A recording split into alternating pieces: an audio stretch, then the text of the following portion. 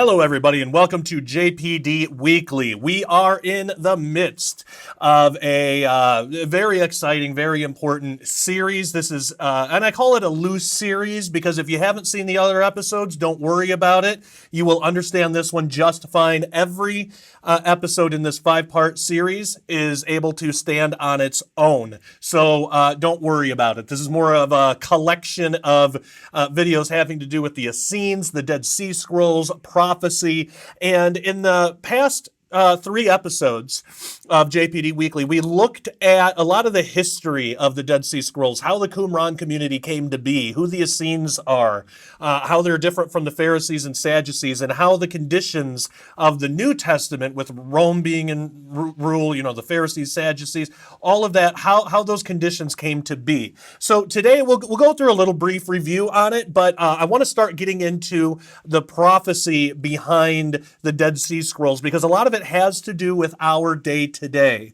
and it's absolutely fantastic. It's really interesting stuff.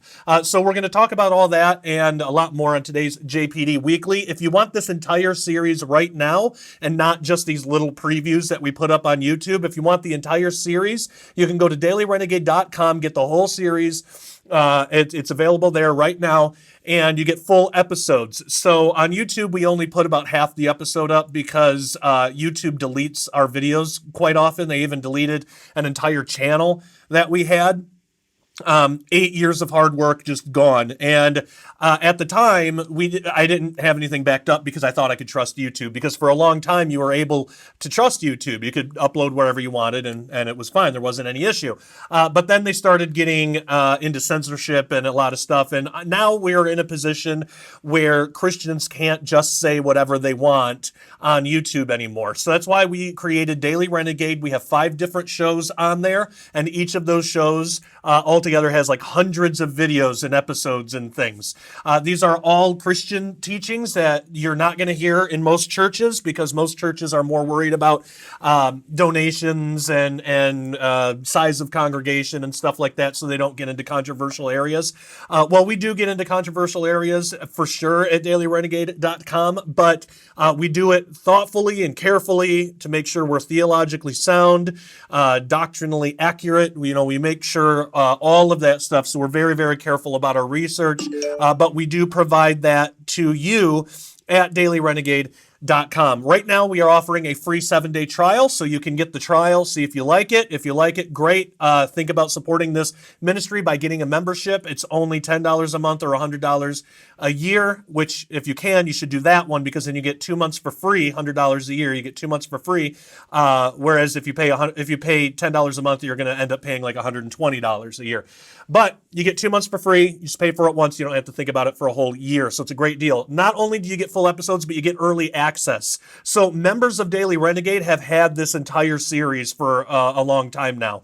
By this point, they've had it for about a month. So there's a lot of perks that comes with a membership. You always get early access. You get videos long before anybody else gets them, and you're supporting a ministry that is truly trying to spread the gospel around the world and edify the body of Christ by providing accurate, true, unabashed information. Stuff that we don't worry about suppressing just because it might be controversial.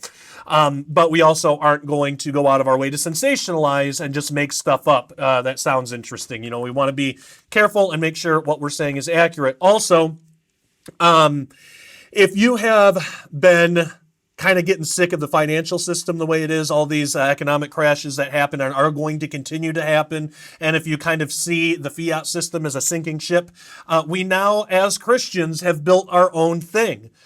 We don't have to take part in this satanic beast system of global banking and all this financial garbage that keeps going on that is destined to fail, and we know that. Scripturally, we know that. If you're getting sick of that, we Christians have built our own thing now.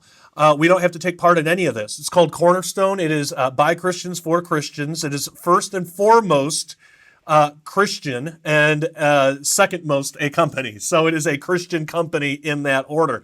And if you want more information, you do not have to just take my word for it. We have a free episode of the Sharpening Report with the owner And also Mike Stibbs from Detox Babylon, who works at Cornerstone. We have a full episode that goes into everything having to do with their company and how you can invest in silver and actually keep safe your investments. Keep safe your financials. Because if you get into stocks or just anything that's involved in this current beast system, of finances, it's likely to over time just fall into ruin, and you could lose your investment. You could lose your 401k or any number of things. But if you invest in silver through this Christian company, and I say through them because in my opinion they're the best. They're the only ones that I trust, because a lot of companies are just in it for money, and these guys aren't. They're genuinely trying to serve as a ministry effort to the body of Christ, and this is how they're able to do it through the gifts that God has given them. In investing in silver and that kind of knowledge. So it's a great thing to do. It really helps, and you can protect your assets from the enemy who wants to take it away from you.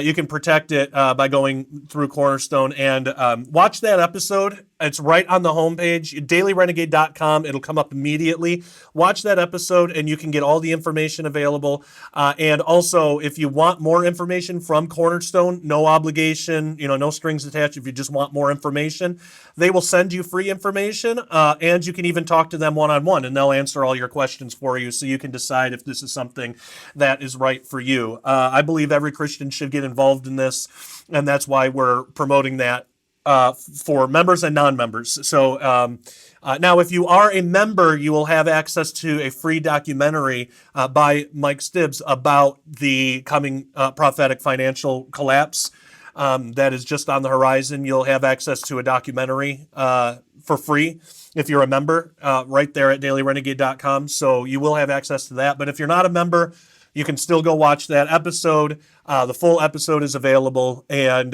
we will keep that. We'll keep that up for you. So go ahead and check that out. I think that's all the announcements for Daily Renegade and what we've been doing. So with that, let's get into episode 4. So like I said, we've looked at all the history, or generally, I mean, we didn't look at all the history, that would take years, but we looked at much of the history to understand the basics of how the Essenes, Pharisees, and Sadducees came to be, and how the group at Qumran came to be. We talked about how the Essenes were known for having extremely accurate prophecy. The Dead Sea Scrolls themselves give very accurate prophecy. And we talked a little bit about how there's some confusion with the term Essenes. So it's sort of like Christians today. At least as much as Christians are today, the Essenes are largely misunderstood as well. I mean, would you agree that Christians, by world standards, are misunderstood today? Of course, the world thinks that we are plenty of things that we are not. Same thing with the Essenes. So most Christians have never heard of the Essenes, which is really unfortunate due to the amazing kinship that we have with them spanning the last 2,000 years and the end of 2 ages, as we will look at a little bit more throughout this series. It's unfortunate, and that's why I wanted to do this series, so we can learn more about our spiritual. We are spiritually descended from these people. These are our spiritual fathers. Now, of those who have heard of this mysterious group, many think of them as like one homogeneous thing. The Essenes were either this or they were that. They were either or rather than both and. And again, this is really similar to how the world views Christianity today. Christians are all one specific thing or another specific thing without much variety, according to the world standards, the way that we're viewed. Now, of course, we know we're not actually like that, but that's how we're viewed. This concept about modern Christianity, it's clearly mistaken, that we're all just one thing, but it's not unique. In fact, it's almost human nature to assume any group is one thing or another instead of adopting a more nuanced understanding. To prove this, try simply entering into Google search, Christians are, or Republicans are, or liberals are, and then allow the search engine to autofill for you what others have previously searched. Chances are you will not receive autofills that say a wide variety of unique individuals who all have a few common beliefs. more than likely you'll get something similar to, you'll get something like negative or cruel or stupid. And those three results I actually received when I did this myself, when I put those in. Now, the same misconception can be found in our modern understanding of the Essenes. And this is only the beginning of the commonality between Essenes and Christians today. There were Essenes who believed in the Tanakh, the Old Testament, who lived throughout the various cities of Israel from around the 2nd century BC to the 1st century AD. However, there were also groups of Gnostics and heretics who existed around the same time and called themselves Essenes. It's sort of like how today, in our modern day, we have modern Christians. There are groups of New Agers calling themselves Christians, and it's sort of the same deal. Throughout history, the Essenes have had heretical groups take on their name, but they didn't maintain true Essene doctrine. So even within the Essene community in Israel, there were at least 3 different factions that broke off from the believing remnant. We made mention of that earlier in the series. We're going to get a little bit more into it, but piecing together works from Josephus and Hippolytus, we learn that there was a faction who believed typically normal things were idol worship, such as, simply carrying a coin was like idol worship to these people because there was a picture of, there was an image on the coin and that image was considered graven to them. Now, there's actually a modern counterpart to this. That could be, those who claim that a Christmas tree is actually idol worship and no Christian should take part in any holidays. That is our modern counterpart to this faction of Essenes that broke off and viewed everything as idol worship. There was a second faction that was violently obsessed with bringing Christian believers back under the law of Moses, especially circumcision, even to the point of slaughtering those who refused. They were called the Circumcision Party. Now, it hasn't gotten that bad quite yet in our modern time, but this could be comparable to modern day hyper Hebrew roots believers who teach that Christians must go back under the law of Moses to be saved. Though admittedly in America, this has not been so bad as to warrant mass death as of yet. It hasn't gotten that bad, but that could be coming. As this apostasy gets worse and worse and worse, because we saw it in the days of the Essenes. So we might see it in the days of Christianity as well. Now, the third faction was very careful about not calling any man Lord or not, being very careful about like names, even under torture or threat of death. Now, at first that sounds reasonable. We should not equate any man with our Lord. However, at the time, Lord was just like any other title, like king or prince. So the belief was to even call an actual Lord by that title would be considered offensive to God, thereby putting a heightened emphasis on the importance of names and titles. So it's sort of similar to those called sacred namers today, those who insist that you must pronounce Jesus' Hebrew name perfectly or he won't hear your prayer. Or he will reject you, or it's a sign that you don't love him that much, or some ridiculous thing like that, and that you must never actually call somebody by the title rabbi. We've heard that a lot. They're like. Whenever I reference, like Rabbi Schneider or Rabbi Jonathan Bernis, without hesitation, there is somebody in the comment section who will say, "Call no man rabbi," but they're taking the technicality of that verse and they're not actually looking at what the reason behind it was, what the actual teaching was, and that's the same kinds of things that like the Pharisees would do and stuff. But this group. This other group, this sacred name group of the Essenes, it's just interesting to me that the Essenes were dealing with very similar offshoots from their believing remnant that we're dealing with today in our believing remnant of Christianity. Within the and I'm not talking about like the progressives or, just within our actual believing remnant, that we try to maintain the true beliefs of the Bible, and we don't go off into these weird things like Catholicism or like I don't know, like just more liberal, progressive kinds of Christians. I mean, that's more comparable to things like the Pharisees and the Sadducees. But even within the Essenes themselves, they had these heretical factions that broke off, and they are extremely similar to what we have in Christianity today, with some of these factions breaking off and putting emphasis on these strange things and trying to put that burden, trying to put that yoke, that burden onto other Christians. The Essenes dealt with the same thing.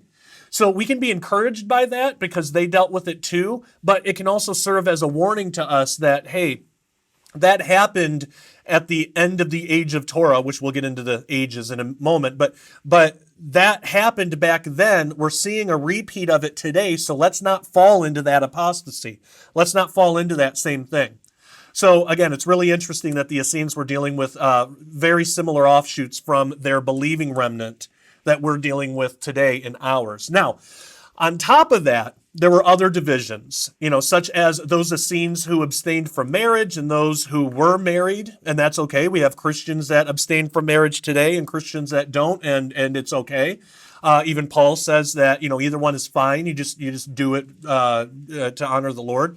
And because of this, anyone could define all of Essenes by any one of these groups. So we did see something like that when we, in the previous sections of this series, of how some of these ancient sources, they would say that, like, they don't marry. They would say something like that. When in fact, those in Qumran may not have married, but general Essenes throughout Israel, a lot of them did. So we see that even in the historical record.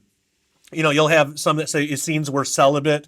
You'll have people today that say, Essenes were mystics or Essenes were vegetarian. Any one of those claims could be technically true about some of them, but not true of the entire group. Just like today, you could make any number of generalized claims about Christians, some of which might be true. If you said Christians are vegetarians, well, you're going to find some Christians who are vegetarians, but that's not necessarily representative of the entire group.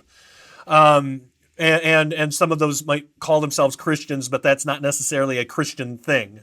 It's not true about all Christians. So for sake of clarity, when Essenes are discussed throughout the rest of the series, we're talking about the remnant of believing Essenes that did not fall in to the heretical factions of, the sacred name stuff or the circumcision party or the hyper idolater, whatever, they would call everything idolatry. When we talk about Essenes, we're not talking about those groups. Those are offshoots. We're not talking about Gnostics or mystics. We're talking about the remnant of the remnant of true believers, the true Essenes. That's who we're talking about. So when we say Essenes, just to clarify, that's who we mean. Now, this brings us to the Essene calendar. The first century Essenes had a much different calendar than the Pharisees and Sadducees of their time used. So we talked a little bit about that before, but just for review, according to Essene writing, the Pharisees were using a corrupt pagan lunar calendar, and the Essenes, or the Qumran community, preserved the original solar calendar that God gave to Adam. And even more astonishingly, this was actually prophesied to occur in the Dead Sea Scrolls. We looked at this before, but the Book of Jubilees, which was kept by the Essenes in Qumran, that was kept by the Qumran community, actually states, and this is from Jubilees 6:34 through 35, it actually says this: "And there will be those who will make observations of the moon, for this one, the moon, corrupts the stated times and comes out earlier each year by 10 days. And in this way, they will corrupt the years and will observe a wrong day as the day of testimony and a corrupted festival day. And everyone will mix holy days with unclean ones and unclean with holy, for they will err as to months and Sabbaths and festivals and jubilees." End quote. And so this corrupted calendar of the Pharisees would eventually become the Hillel II calendar in the middle of the 3rd century, or Hillel II, which is what modern Judaism uses today. That's why their calendar is so much different than ours. The Essene calendar, however, is a little bit more difficult to pin down and figure out, as much of what was known about it in ancient times has been lost.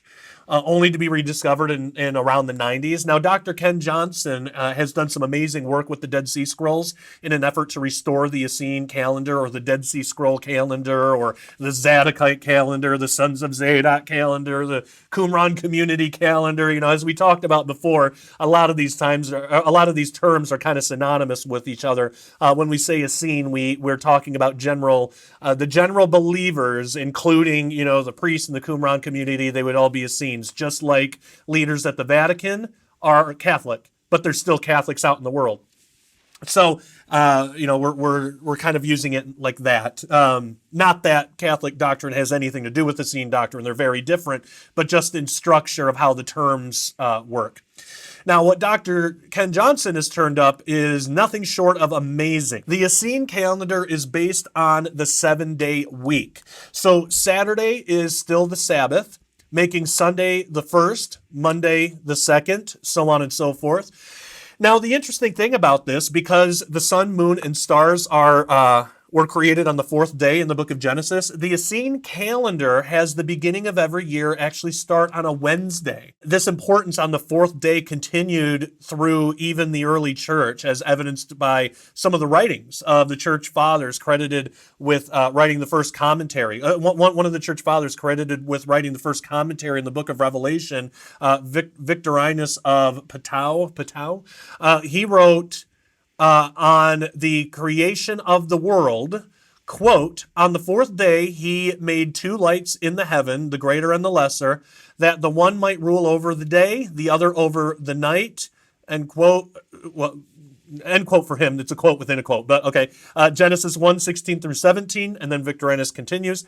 "The lights of the sun and the moon, and he placed the rest of the stars in heaven, that they might shine upon the earth, and by their positions distinguish the seasons and years and months and days and hours. Now is manifested the reason of the truth, why the 4th day is called the Tetris, why we fast even to the 9th hour, or even to the evening, or why there should be a passing over the even to the next day. Therefore, this world of ours is composed of 4 elements, fire, water, heaven, and earth. These 4 elements, therefore, form the quaternion of times or seasons. The sun also and the moon constitute throughout the space of the year 4 seasons of spring, summer, autumn, winter, and these seasons make a quaternion." And to proceed further still from that principle, lo, there are 4 living creatures before God's throne, 4 gospels, 4 rivers flowing in paradise, Genesis 2:10, 4 generations of people from Adam to Noah, from Noah to Abraham, from Abraham to Moses, from Moses to Christ the Lord, the Son of God, and the 4 living creatures, viz. A man, a calf, a lion, an eagle, and 4 rivers, the Pison, Gihon, the Tigris, and the Euphrates, the man Christ Jesus, the originator of these things, whereof we have above spoken, was taken prisoner by wicked hands by a quaternion of soldiers. Therefore, on account of his captivity by a quaternion, on account of the majesty of his works, that the seasons also, wholesome to humanity, joyful for the harvest, tranquil for the tempests, may roll on. Therefore, we make the 4th day a station, or a supernumerary fast. End quote. So that importance continued on throughout church history. Now, the Essene calendar is a 364-day year that begins on the spring equinox. It is also set up that everything comes out the same every year, because 364 days mean the year is exactly 52 weeks with no leftover days, because 52 times 7 is 364. So, for example, Passover, on the Essene calendar, on the Dead Sea Scroll calendar, Passover is always on the 14th of the Hebrew month Nisan, which is always on a Tuesday. Now, by contrast, the Pharisee and even our Gregorian calendar is imperfect, because you can't pinpoint down to the day when a holiday will occur. For example, we can know that Christmas is on December 25th, but every year the day itself might change. So, for example, Christmas in 1998 was on a Friday, while Christmas in 2014 was on a Thursday. So every year it's different. There is even a reference to the 364-day year starting on the spring equinox, when there is an equal amount of day and night in the book of Enoch, which was found among the Dead Sea Scrolls. The book of Enoch is a Dead Sea Scroll. And this is how people like Ken Johnson and others were able to piece together the Dead Sea Scroll calendar, was through things like in Enoch and through other Dead Sea Scrolls. But Enoch 72:32b says, quote, "And the night is equal to the day, and the year is exactly as to its days, 364, end quote. Now, what about leap years? Leap years on the Essene calendar are handled differently as well. So our Gregorian calendar has 365 days per year, which generally means every 4 years we add an extra leap day. The modern Jewish calendar only has 354 days per year, meaning once about every 3 years they add a leap month. The Essene calendar maintains the Sabbath cycle, meaning when it becomes 7 days off, they would add a leap week. So this keeps all of the Sabbaths in sync, which was very important for the rituals of the priests, which we discussed earlier. Now, the Essene calendar is also based around the prophetic year of 360 days, such as what is used in the books of Daniel and Revelation. However, to compensate for the fact that an actual Earth year is longer than 360 literal days, the Essenes added, or the Dead Sea Scroll calendar, which is, the calendar is more ancient than the Essenes themselves, but this, according to the Essenes, this would have been the original calendar that like Adam would have used, the first man. But that calendar adds 4 extra days that are called tekufas. A tekufa was always on the 2 solstices and equinoxes of every year, so every 3 months. These were days considered outside of the calendar. So while the new year would technically begin on the spring equinox called Tekufa Nisan on a Tuesday, this day isn't considered the first calendar day of the year. The following day would be. And tekufas are more like place markers or dividers of the 4 seasons. So this is why the first day of the year is actually the day after Tekufa Nisan, which would be Wednesday. The Essene calendar has 12 months of 30 days each. Every season, spring, summer, winter, and fall, is 90 days long. A Tekufa day splits each 90-day season from the following one. So every year, there is a Tekufa Nisan, which is the spring equinox, followed by a 90-day period for spring. Then there's a Tekufa Tammuz, the summer solstice, which then is followed by another 90-day period. Then there's a Tekufa Tishrei, which is the fall equinox, followed by a third 90-day period. Then lastly, a Tekufa Tevet, winter solstice, which is followed by the final 90-day period before the start of the next year. So that's how their calendar worked. Now, this leads us to ages of human history. We talked about how the calendar worked year for year, but actually the entire span of human history works this way. And that includes future. That includes future ages and things like that. It all works based on the idea of a week, so 7,000 years. And we're going to get into that, but we're going to have to save that for members only. So if you are not a member, head on over to dailyrenegade.com right now. Get a membership. You can get a free trial for 7 days. Try it out. See if you like it. So no obligation. If you do like it, then you can get a membership for $10 a month or $100 a year, which if you can, you should get that because it's actually cheaper. You get 2 months for free. So if you can do the $100 a year, you can get that. If you already know you love us and you want to support our ministry and you want access to everything, you don't have to do the 7-day free trial if you don't want to. You can just sign up for a membership now. So it all depends on what you want to do, but we do make those options available to you. And so we're going to talk more about the ages of human history, including including future, and how everything was split up into a full week of human history, with each day of the week being 1,000 years for a full 7,000 years. How that has to do with future, and when the end of our age is going to be, which is coming up actually very soon, and so much more. So if you don't have a membership, please consider getting one. If you are a member, hang on the line. Everybody else, thank you so much. And until next time, take care and God bless.